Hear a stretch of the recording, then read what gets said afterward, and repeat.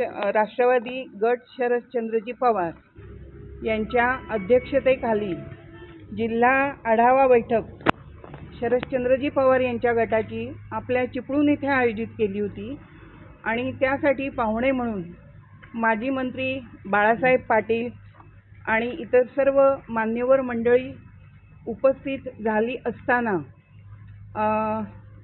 जिल्हाध्यक्ष सौ चित्राताई चव्हाण यांनी सुरुवातीलाच आमच्या महिलांना पाहुण्यांचं औक्षण करून न देताना त्यांनी आपला फोटो नाही किंवा इतर काही मुद्दे उपस्थित करून जे आढावा बैठकच्या वेळेला जे कृत्य केले किंवा जी काही वक्तव्य केली ती चिपळूणच्या इतिहासात प्रथमच असं काही घडलेलं आहे की या संस्कृतीला काळिमा जवळजवळ फासला गेला आणि अत्यंत निंदनीय आणि अशोभनीय अशी घटना आणि जी वक्तव्य केली गेली ती सुद्धा खालच्या थरावरची होती। माजी आमदार रमेशभाई कदम यांचे कार्य आपल्या चिपळूणवासियांना ज्ञात आहे।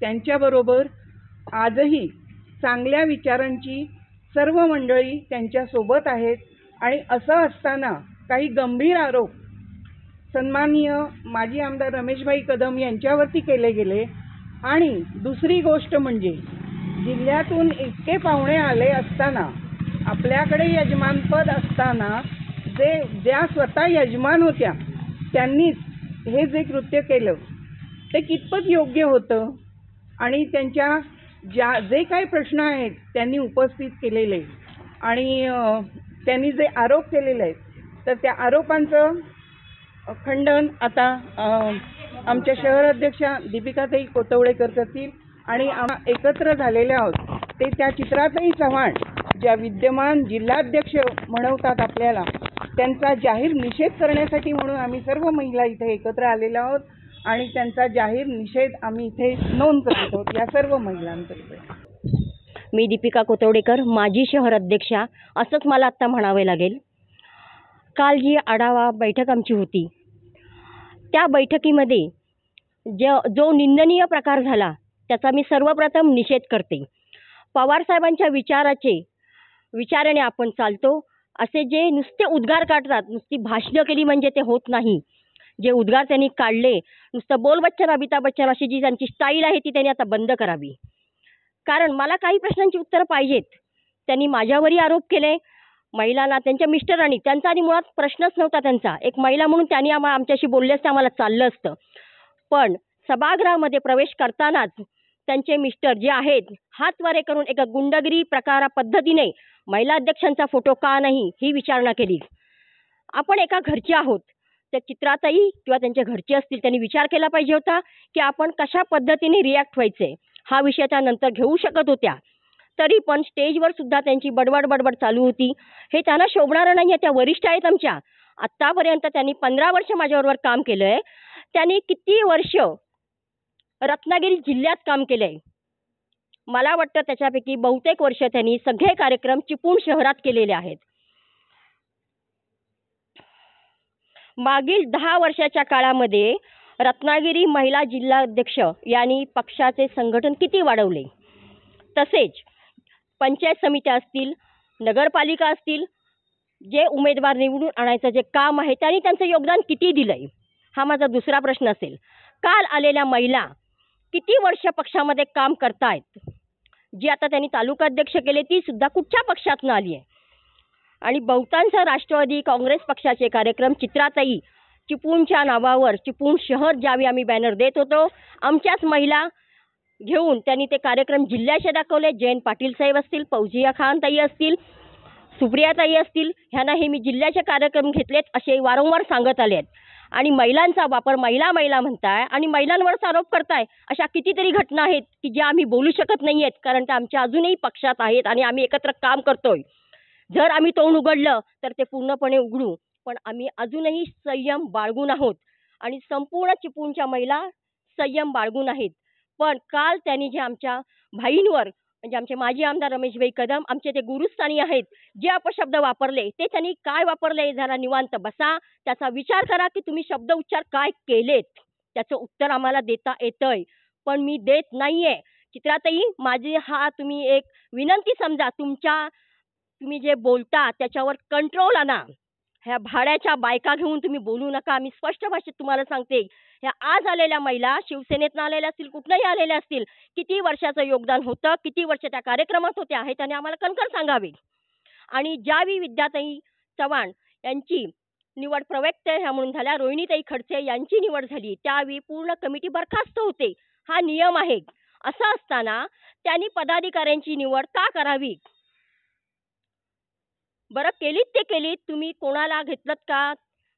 एकत्र बसलात का? नाही बसलात. तुम्ही डायरेक्ट कार्यक्रम घेत गेलात. तुम्ही पवार साहेबांचे ते फोटो सेक्शन करत गेलात. नुसते फोटो काढायचे, हळदी कुंकवाचे फोटो, पूजेचे फोटो, आणखीन काय लग्नाचे फोटो. असं संघटन वाढतं का? आणि वाढवलं असेल तर त्यांनी आम्हाला दाखवावं. नमस्कार. काल जो प्रकार घडला, शरदचंद्रजी पवार साहेबांच्या गटातून काल आढावा बैठक होती आणि त्यावेळी जसं सुरुवात झाली त्याच टायमाला ही लोक महिला 4-5 महिला त्या सोबत घेऊन आलेल्या. असं वाटलं की ते सुरुवातीपासूनच त्या तयारीत आल्या होत्या की ह्या कार्यक्रमाची वाट लावायची, असंच ते दिसण्यात आलं. आणि त्याच्यानंतर मला असं बोलायचं आहे की जर त्या वारंवार बोलत होत्या की आम्ही शरदचंद्रजी पवार साहेबांच्या मताचे आहोत, तर मग त्यांची आढावा बैठक होती आणि त्यांचा कार्यक्रम होता आणि त्यामध्ये त्यांनी ज्या पद्धतीने बोलणं केलं आणि भाईंच्या संदर्भात त्या इतक्या म्हणजे मला खालच्या पातळीवरून त्या जे बोलल्या, त्यांची तेवढी लायकी आहे का की त्या इतक्या मोठ्या झाल्या आहेत का की त्या भाईंच्यावर असे उद्गार काढू शकतात? दुसरी गोष्ट, एक महिला असून त्यांच्या बोलण्यातनं वारंवार असं दिसण्यात आलं की दुसऱ्या महिलांच्या बद्दल ते निंदनीय बोलत होत्या. आम्हाला स्पष्ट नाही तितकं बोलायचं आहे कारण ती आपली संस्कृती नव्हे.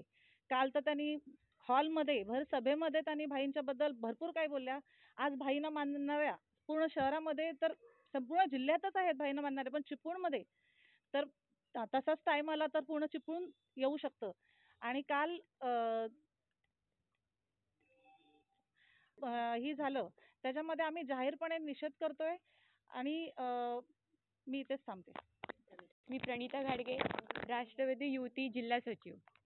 सध्या शरदचंद्रजी पवार साहेब यांच्या गटाचे काम करत आहे. शरद पवार साहेब यांचा आदर्श ठेवून आज आम्ही राष्ट्रवादीत प्रवेश केलेला होता आणि त्यांचे विचार काय आहेत की वरिष्ठांचा मान हाच आपला सन्मान. कालच्या ज्या सभेमध्ये चित्राताई चव्हाण भाईंबद्दल ज्या काही बोलल्या, अगदी खूप फालतू लेवलचं होतं ते.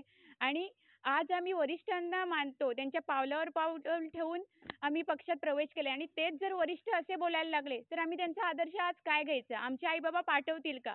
एका महिलेबद्दल असं बोललं जातंय की एक महिला म्हणून, महिला असून सुद्धा आपण एका महिलेबद्दल असं बोलतो. मग आपली विचारसरणी काय आहे? यांचा आदर्श आम्ही काय घेऊ? मग आम्ही कसं संघटनेत काम करायचं जर वरिष्ठच असे बोलत असतील तर? आज त्या बोलतात की भाई हे मला वडिलांसमान आहेत आणि आपल्या वडिलांबद्दल असं कोण बोलेल? म्हणून आम्ही सर्व महिला आणि मी युवती संघटनेतर्फे त्यांचा जाहीर निषेध करते. ना मी पक्ष बघत आहे किंवा काही बघत आहे. एक महिला दुसऱ्या महिलेला मदत करण्यासाठी आली. चित्राताईंनी जी पहिली गोष्ट म्हणजे चित्राताईंनी माझ्यावर आरोप लावले होते पूर्वी की ते सांगण्यासारखेच नाही आहेत.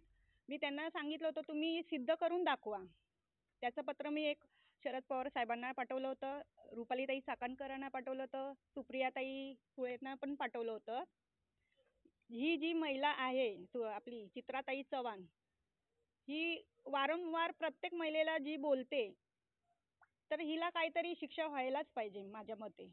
आणि मला असं वाटतं की तिला पदावरनं काढायला पाहिजे. पहिली गोष्ट, तिला कोणी अधिकार नाही दिले दुसऱ्या महिलेला काय बोलायला. आणि जर ती महिला तशी असेल तर तिने सिद्ध करून दाखवावं. पहिली गोष्ट, आपली लावली जीभ टाळूला आणि वाटेल ते बोलायचं, सरड्यासारखं रंग बदलायचं, तसं चालत नाही. ठाम एका मतावर तिने राहावं आणि आरोप करणं सोडावं कोणावर पण. चालू आहे ना. मी चिपळूणची माजी नगराध्यक्ष आहे. माझं नाव वृषाली कांबळे आहे.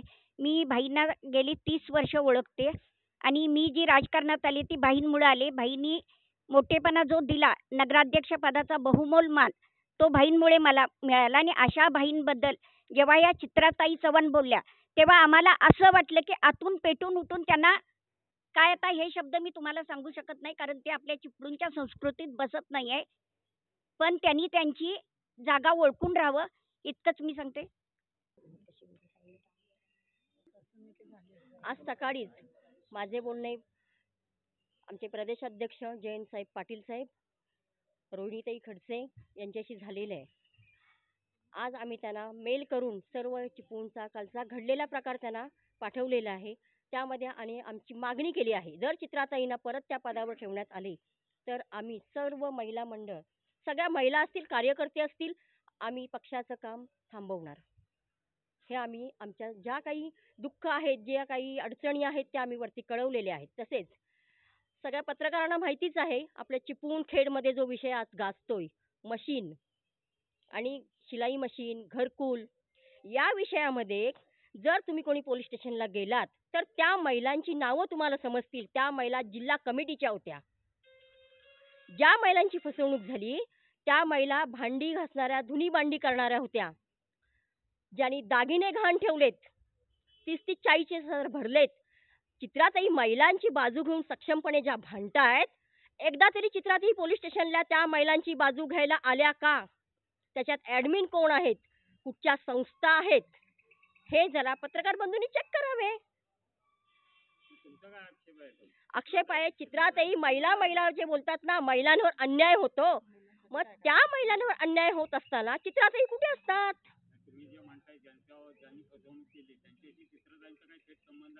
मला माहिती नाही. चित्राताई त्याच्यात ॲडमिन आहेत, त्यांचा मुलगा ॲडमिन आहे आणि हा संपूर्ण विभाग. आमच्या येत होत्या मशनी वाटप करताना, तिथे येत होत्या त्या. चित्राताई येत होत्या आणि त्यांचा मुलगा येत होता. परत हो, आणि परत आमच्या महिलांना, अडाण्या महिलांना, हा,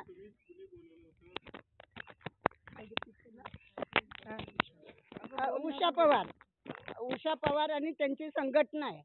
त्या संघटनेमध्ये ते येत होते. ते आल्यानंतर आमच्या महिलांना बोलवत होते. महिला गेल्यानंतर त्या महिलांना म्हणतात लिस्टी पावडर बॅग, हे तर आमच्या महिला लिस्टी पावडर घालून जाणार नाहीत कुठं. हे चित्राताईने काय वाक्य बोलायचं अडाण्या लोकांना, आणि तिथं आमच्या कॉलनीत यायचं कारणच काय, हे आमचं म्हणणं आहे. तिनं आमच्या कॉलनीत पाय टाकायला नाही पाहिजे. ती जर कॉलनीत आली भारी पडेल. आता त्यातनी टाकून घेऊन गेलेले पण आहेत, फोटो आहेत त्यांचे.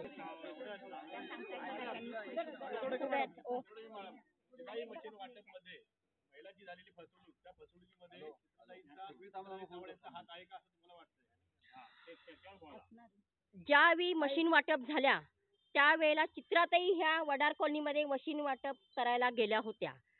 पण त्यांच्याबरोबर ज्या महिला होत्या त्या जिल्हा कमिटीवर काम करणाऱ्या राष्ट्रवादी पक्षाच्या महिला होत्या. माझा मुद्दा एवढाच आहे, जर तुम्ही पाहुणे म्हणून गेला होतात तर तुम्ही त्या ह्याला ॲडमिन का, ग्रुपला तुमचा मुलगा ॲडमिन का, हा माझा पहिला प्रश्न आहे. त्यांनी बरं, त्या महिलांना तुम्ही पाहुणी म्हणून गेलात, ॲडमिन आहात, मान्य केलं आम्ही, पण ज्या महिला इतर होत्या त्यांच्या बाजूने तुम्ही किती वेळा पोलीस स्टेशनला गेलात? हे त्याने योग्य वेळी योग्य खुलासा होईल ह्याची संपूर्ण चौकशी रत्नागिरी गुन्हे शाखात गेलेली आहे आणि आम्ही पण योग्य वेळी त्याचा खुलासा करू.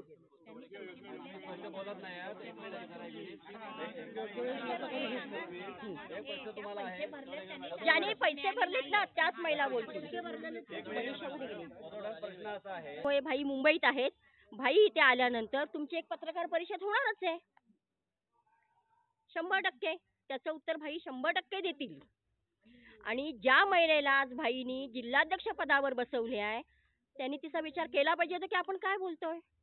बरं मॅडम, आपण एवढा वर्ष जवळपास सगळ्याच महिला आहेत चिपळूणमध्ये, एवढा वर्ष राजकारणामध्ये आपण काम करताय, दांडगा अनुभव आहे आपल्याला.